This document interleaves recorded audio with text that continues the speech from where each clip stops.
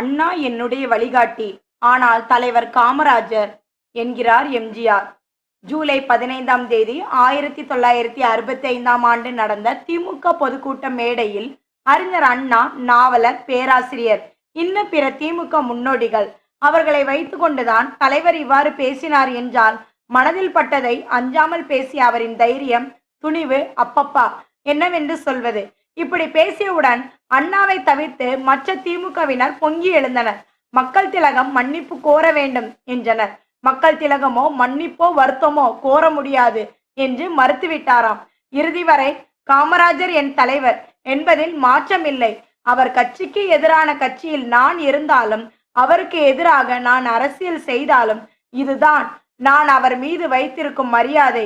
அதை சொல்வதில் எனக்கு தயக்கமில்லை என்று கூறிவிட்டாராம். அன்று பெருந்தலைவரின் பிறந்தநாள் என்பது மிகவும் குறிப்பிடத்தக்க ஒன்றாகும்.